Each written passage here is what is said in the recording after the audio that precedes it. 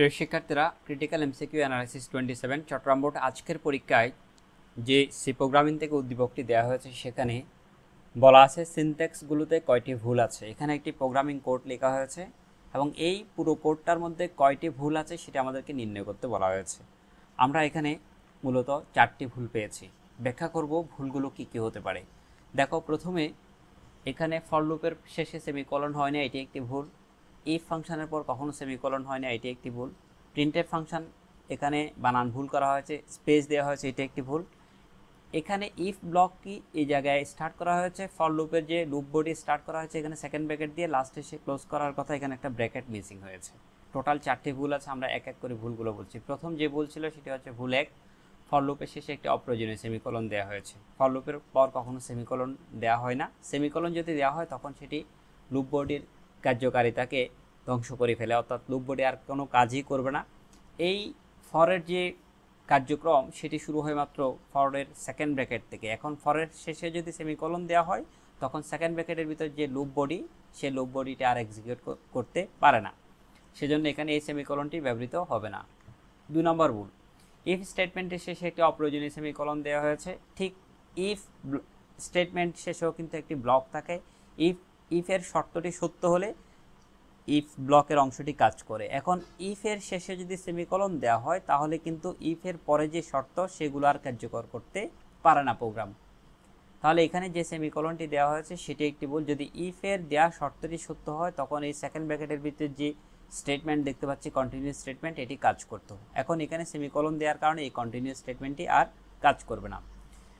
3 নম্বর ভুল হলো এখানে একটি সিনট্যাক্স এরর রয়েছে, বানান ভুল। অর্থাৎ প্রিন্টএফ বানানটি PRINTF প্রিন্টএফ একসাথে, এখানে বডিকে ফাংশনের বানানে একটি অতিরিক্ত স্পেস ব্যবহার করা হয়েছে। এখানে মূলত প্রিন্টএফ বানানে ফাংশনের বানানে একটি অতিরিক্ত স্পেস ব্যবহার করা হয়েছে। এই বানানটি হবে PRINTF প্রিন্টএফ।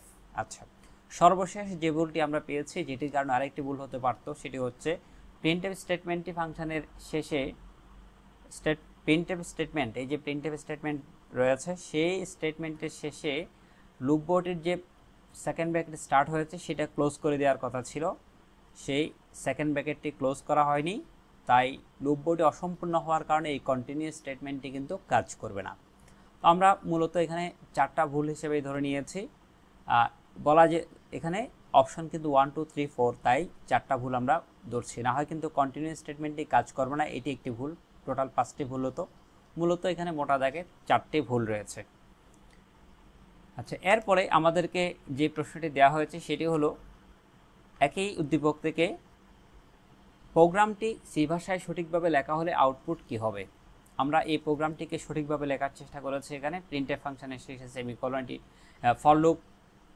ফর লুপের শেষে যে সেমিকলন সেটি আমরা বাদ দিয়েছি, অর্থাৎ লুপ বডির শেষে যে এখানে লুপ ফাংশনের পরে যে সেমিকলন সেটি বাদ দিয়েছি। এরপর ইফ ফাংশনের শেষে যে সেমিকলন সেটি আমরা বাদ দিয়েছি। প্রিন্টএফ বানানটি আমরা সঠিকভাবে এখানে লিখে দেব। প্রিন্টএফ বানানটি আমরা এখানে সঠিকভাবে আমাদেরকে লিখে দিতে হবে, স্পেস থাকবে না, আমরা সঠিকভাবে এখানে লিখে দিচ্ছি।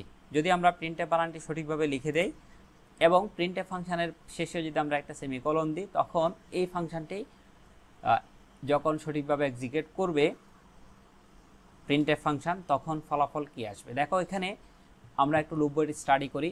i = 1 দেওয়া আছে, i <= 5, অর্থাৎ i এর ভ্যালু 5 পর্যন্ত যাবে 1 থেকে স্টার্ট করে এবং i এর ভ্যালু এক এক করে বাড়বে। তাহলে 1 2 3 4 5 এই 5টি মান এখানে প্রিন্ট হওয়ার কথা প্রিন্টএফ ফাংশনের মাধ্যমে। কিন্তু এখানে ইফ দিয়ে লেখা আছে i = 3, এটি কিন্তু অ্যাসাইনমেন্ট।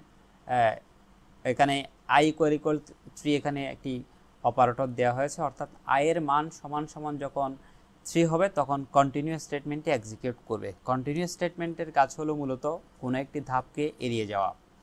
প্রোগ্রামে যখন কোনো একটি ধাপকে এড়িয়ে যাওয়ার প্রয়োজন হয়, ফ্লো অফ কন্টিনিউটি যখন স্টপ করে দেওয়ার প্রয়োজন হয়, তখন আমরা কন্টিনিউয়াস স্টেটমেন্ট ব্যবহার করি। অর্থাৎ যেখানে কন্টিনিউয়াস স্টেটমেন্টের আগে দেওয়া শর্তটি সত্য হবে, সেই জায়গা থেকে প্রোগ্রাম আর সামনের দিকে না আসে আবার পেছনে ফিরে যাবে।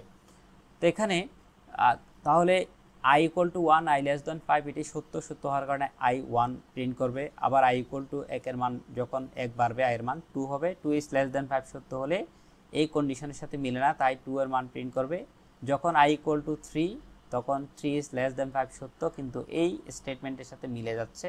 মিলে যাওয়ার কারণে যে ধাপে i এর মান 3 সেই ধাপে প্রিন্টএফ ফাংশনটি এক্সিকিউট হবে না, অর্থাৎ কন্টিনিউয়াস স্টেটমেন্ট যেখানে ট্রু হয়ে যায়, কন্টিনিউয়াস স্টেটমেন্টের সাথে দেওয়া শর্ত যেখানে ট্রু হয়ে যায় সেখানে কন্টিনিউয়াস স্টেটমেন্টটি এক্সিকিউট করে। দ্যাট মিন্স কন্টিনিউ মানে হলো সামনের দিকে না গিয়ে পেছনে চলে যাওয়া। তো সামনের দিকে না আসার কারণে 3 নম্বর ধাপে i এর ভ্যালু 3 সেটি প্রিন্ট করবে না। এরপর i এর ভ্যালু 1 বেড়ে যাবে 4 হবে। 4 হলো তো কন্টিনিউয়াস স্টেটমেন্টের শর্তের সাথে মিলে না, 4কে প্রিন্ট করবে। i এর ভ্যালু 1 বাড়বে 5 হবে। 5 ইকুয়াল টু 5 কন্ডিশন তখনও ট্রু, তখন 5 প্রিন্ট করবে। তাহলে 1 2 4 5 এই মানটি প্রিন্ট করবে। যখন 6 হবে তখন এই কন্ডিশনটি ফলস হয়ে যাবে, তখন আর মান প্রিন্ট হবে না। তাহলে আমরা কি জানলাম? লুপের সাধারণ ফ্লো পরিবর্তন করার জন্য প্রোগ্রামিংয়ে কন্টিনিউয়াস স্টেটমেন্ট ব্যবহার করা হয়। লুপ বডির যেখানে কন্টিনিউয়াস স্টেটমেন্টটি পাওয়া যায়, প্রোগ্রাম সেখান থেকে পরবর্তী ধাপটি এড়িয়ে যায়, অর্থাৎ কন্টিনিউয়াস স্টেটমেন্ট পরে যে প্রিন্টএফ ফাংশন আছে সেই ধাপটিতে আর কাজ করবে না যখন কন্টিনিউয়াস স্টেটমেন্টের সাথে দেওয়া শর্ত সত্য হবে, অর্থাৎ আবার প্রথম থেকে শুরু করবে। দ্যাট মিন্স এখানে 3 প্রিন্ট না করে সে i এর মানে 1 বাড়িয়ে দিবে 4 হবে, সে 4 থেকে আবার এক্সিকিউশন শুরু হবে। এভাবে কন্টিনিউয়াস স্টেটমেন্ট কাজ করে। তাহলে সঠিক উত্তর 1 2 4 5। ধন্যবাদ সবাইকে।